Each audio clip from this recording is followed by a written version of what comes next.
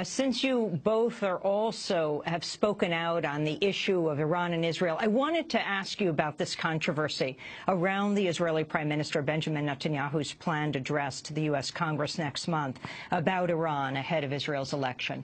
Reuters is now reporting Israeli officials are considering whether Netanyahu should speak to a closed-door session of Congress rather than in a prime-time TV address. Netanyahu was invited by House Speaker John Boehner. President Obama said he will not meet with Netanyahu so close to Israel's election. Netanyahu against the U.S. nuclear deal. Of course, President Obama is for it. Netanyahu is against it. General Wold, first your position on this.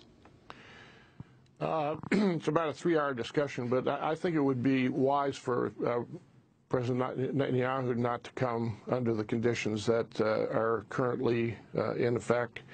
There is no doubt that the Iranian issue, with their possibility of having a nuclear weapon, is a serious threat to the Middle East and to Israel. But I think it would show it would be wise for President Netanyahu not to come and give a speech at this time due to the circumstances that we're in. And Professor Mearsheimer?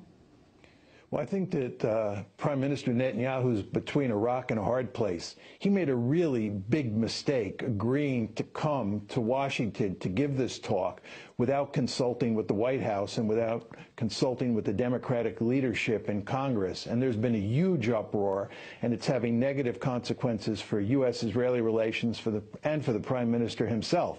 So there are powerful incentives, I think, reflected in the General's comments not to come.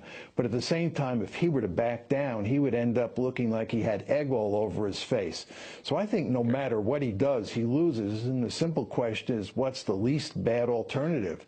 And what they're trying to do now is find that alternative by finessing the situation, maybe having a closed-door session or having him talk before the annual AIPAC conference. But this is a real mess, and Netanyahu bears principal responsibility for allowing himself to get into this situation. We want to thank you both for being with us. John Mearsheimer, professor of political science at the University of Chicago, author of The Great Tragedy of Great Power Politics. His most recent piece, an op-ed piece in the New York Times, Don't Arm Ukraine. And thanks also to General Charles Wold, retired 4-star Air Force general and the former deputy commander of U.S. European Command, co-author of this new report, Preserving Ukraine's Independence, Resisting Russian Aggression, What the United States and NATO Must Do. This is